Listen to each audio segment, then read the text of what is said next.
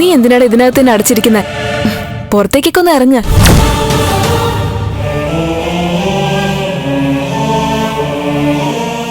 പുറത്തിറങ്ങാനുള്ളൊരു മാനസികാവസ്ഥ വേണ്ട ചേച്ചി. ഈ മുറിയിന്നിപ്പോ വെളിയിൽ പോകാനേ തോന്നുന്നില്ല. എപ്പോഴും വാതിലടച്ച് ഇതിനകത്ത് തന്നെ ഇരിക്കാൻ തോന്നുന്നു. ഈ മുറി ഇരിക്കുമ്പോ ദേവി അടുത്തുള്ളതുപോലൊരു തോന്നൽ. നിന്റെ വിഷമം മനസ്സിലാവുന്നടാ. എല്ലാം ശരിയാവൂന്ന് പറഞ്ഞ് നിന്നെ ആശ്വസിപ്പിക്കേണ്ടതാ. പക്ഷെ കാര്യങ്ങളൊക്കെ വിഷമത്തിലേക്കാ നീങ്ങിക്കൊണ്ടിരിക്കുന്നത്.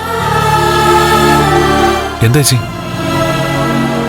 ഡാ, നമ്മുടെ കുടുംബത്തിന്റെ സാമ്പത്തിക അവസ്ഥ കുഴപ്പത്തിലേക്ക് പോവാ.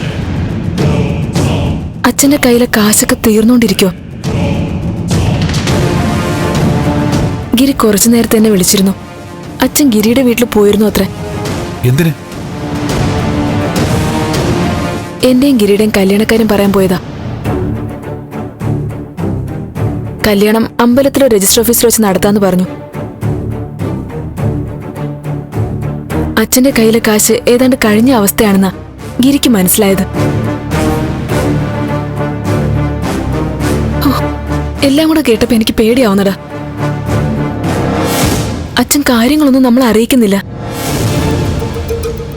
നമ്മളെ കൂടി വിഷമിപ്പിക്കണ്ടെന്ന് വെച്ചിട്ടായിരിക്കും. പക്ഷേ നമ്മൾ ആ അവസ്ഥ കൃത്യമായിട്ട് അറിഞ്ഞില്ലെങ്കിൽ പ്രശ്നമൊന്നും എന്താ? കമ്പനിയുടെ അവകാശമൊക്കെ ബലരാമനങ്ങൾ എടുത്താലും അത്ര പെട്ടെന്നൊരു കുഴപ്പം നമുക്കുണ്ടാവുമോ? അച്ഛൻ കുറെയൊക്കെ കരുതി വെച്ചിട്ടുണ്ടാവും, തീർച്ചയാ. ഇല്ല നന്ദ, പറയുന്നത് കേട്ടിട്ട് നമ്മൾ കുഴപ്പത്തിലേക്ക് പോവാണെന്നാ എനിക്ക് തോന്നുന്നത്. എന്തും നിന്നോടല്ല അച്ഛൻ തുറന്നു പറയാറ്. നീ അച്ഛനോട് സംസാരിച്ച കാര്യങ്ങൾ അറിയാൻ പറ്റും. ഞാൻ സംസാരിക്കാൻ ചേച്ചി. ചേച്ചി വിഷമിക്കണ്ട. കാര്യങ്ങളുടെ ഒരു വ്യക്തത അറിയാം. ചേച്ചി സമാധാനമായിട്ട് വയ്ക്കോ. ഒരു കണക്കിന് ദേവിക ഇവിടെ ഇല്ലാത്തത് നന്നായി.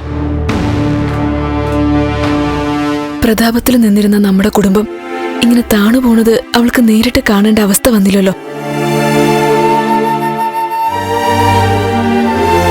അവളെക്കുറിച്ച് ഓർക്കുമ്പോ ഹൃദയം പൊടിയോ.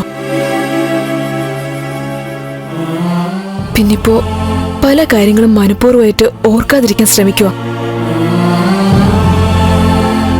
അങ്ങ് ജീവിച്ചു പോവുക.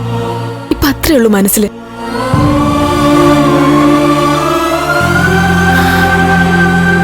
ശരി, അച്ഛനോട് നീ സംസാരിക്കണം. ശരി ചേച്ചി.